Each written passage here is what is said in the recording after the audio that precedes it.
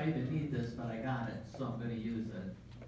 Hello everybody, I'm Pat Rice, editor of the Daytona Beach News Journal, and I want to thank all of you for taking time out of your busy schedules to be with us here tonight to discuss the proposed half-cent sales tax. I know everybody's really busy, and I know that some of the officials here, in particular the county officials, went through lengthy meetings already today, and they took a licking and they're still picking, so thanks for coming. Before we get started, and some people are still coming in, so I expect we'll see a few more people in here over the next few minutes. But before we get started, just a couple housekeeping issues. We have water here for anybody who wants one. There's some bottles of water of Orange City. Down on the end, George Rechtenwald is Volusia County Manager. I think everybody knows Bob Apgar, the Mayor of DeLand. And finally, last but not least, Ed Kelly, Volusia County Chair. So thanks to all of you for coming and being willing to take part in this. And I also wanted just a couple other people who are in the room. One of the people I don't see where he is now, but I wanted to introduce Joe Yarborough. Joe. Joe has also helped a lot in putting these together, and Joe is sort of, on behalf of the cities, in a couple more paragraphs, quit talking, and to give citizens an opportunity to ask questions about the proposed half-cent sales tax. And then for city and county officials to provide information about that tax. You can, when it's time for questions, if it's a question, it doesn't have to be a question, it can be a concern. Really the idea is for there to be a discussion back and forth. The News Journal, just for the record, we have not taken an editorial position on the proposed half-cent sales tax at this point. Part of the reason we haven't is that we felt that it made sense for us to come to these town halls as well and hear from citizens, hear your concerns, your questions, those sorts of things as we sort of cross northern Florida or something like that. Barring those sorts of things, Volusia County and its cities are going to continue to grow.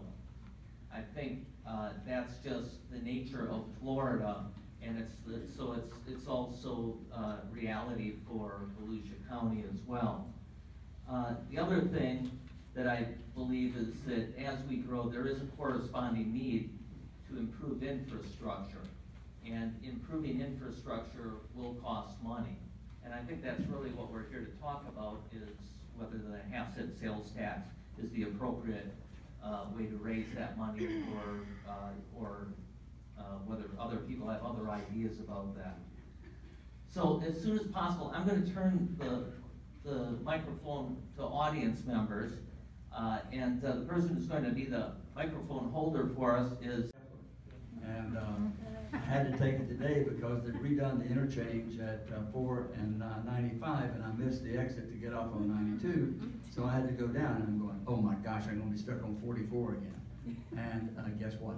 Yeah, you probably guessed it.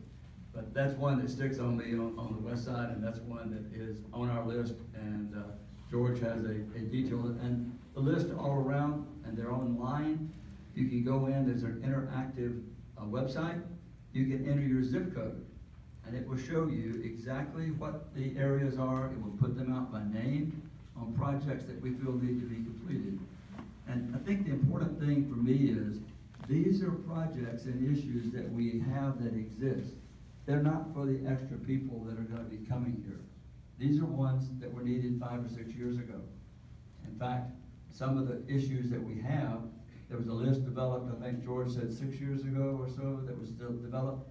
Every one of those projects that was developed as a need 6 years ago is still on the list today, because there simply hasn't been and isn't the funding to address all of them. And as you can hear, was it $1 billion? I know last year was $1.2 billion. Now it's up to $1 billion, over $1 billion in needs right now that we have in infrastructure and water quality issues. So George, you can go specifically. Well, you can see by, I think we have the maps out there, but basically you're looking at the county corridors on the east east side, you'd be talking about the Williamson Road corridor, certainly at the intersection of LPGA itself. Williamson, as it works its way down into the Port Orange area, you also have to get across I-95. There's a bottleneck exists today. We have aging bridges. The Main Street Bridge is well past its life and needs to be replaced. Several of our bridges need major rehabilitation. Over here on the west side, you're talking a lot, as Ed said, along Martin Luther King, the Orange Camp area, actually connecting Martin Luther King to Veterans Memorial. So if somebody could just address some of those basic questions, and any others that you think of as you're speaking to that, just so we all kind of have the same framework. Okay, I'll start with the first one, and that is how much is expected. And we have a history of this based upon the school board's half-cent sales tax that they've been collecting for several years. And we looked at the sheet that they had, and I think last year it was just under $42 million. And the projection out is that in 2020, that number will be $45 million. So these are not just numbers that were made up. These are numbers that have a historical record that we can see what they were 5 or 6 years ago and what it was expected to be projected out. Hillsborough County passed theirs, and their number increased by exponentially by $150 million after they passed it on what they were going to receive. Now these are just estimates. And if you could give your name as well, so that our reporter knows who's saying what. I'm Tanner Andrews. My office is right downtown. Those of you that have been here for a while will recall the gas tax that was supposed to solve all our problems, and that back in 2004, the county council brilliantly decided to bond that money away. They bonded the next 20 years of gasoline tax, spent it all while the prices were at their peak, and by 2009, the county council and county management was busy bemoaning the fact that they had toasted 20 years of gas tax in 5 years. Are there plans to bond the money from this sales tax?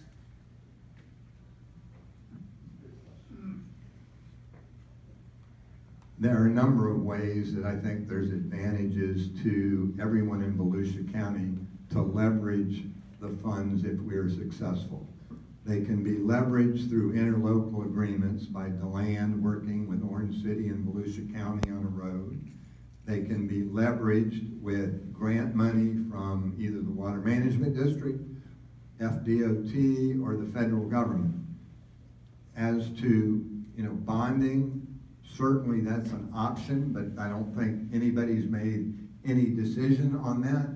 One thing I would suggest in that regard, and this is just me speaking at this point, but DeLand has a tremendous backlog on road maintenance. If we could, at today's dollars, do $10 million worth of improvements on road resurfacing and do it at today's costs and pay for it over 20 years, I would submit to you there could be a real advantage to our customers rather than doing whatever the math would be of, $400,000 a year for the next 7 years. You'd save some money in terms of the bid price as well, in my opinion.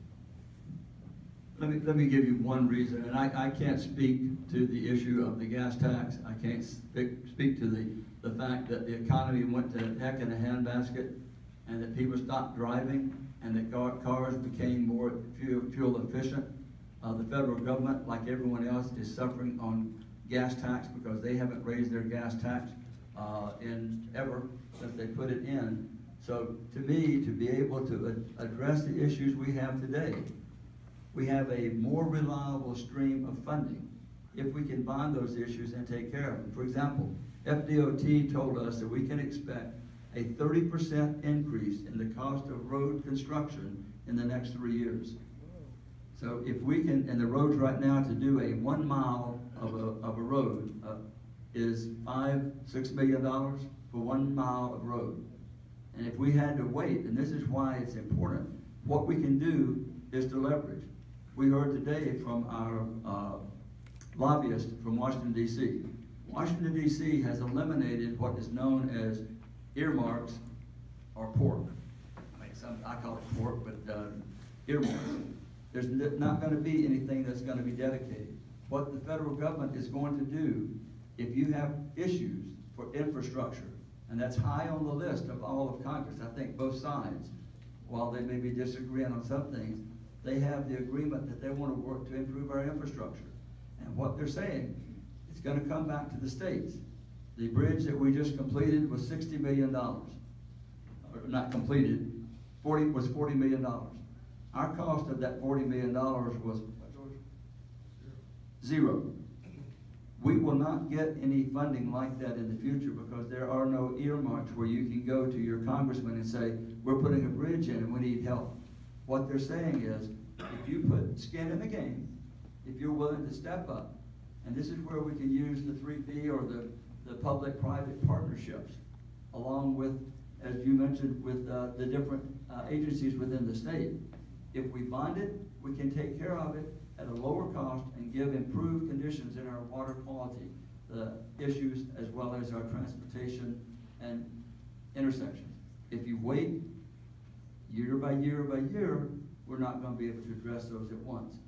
Yes, but if you do the bonding and you do the money correctly and you watch it, and maybe I'm not going to be throwing anybody under a bus, but if maybe there was something that could have been done in watching those projects, I wasn't there, but I can assure you this, George can tell you what we can do.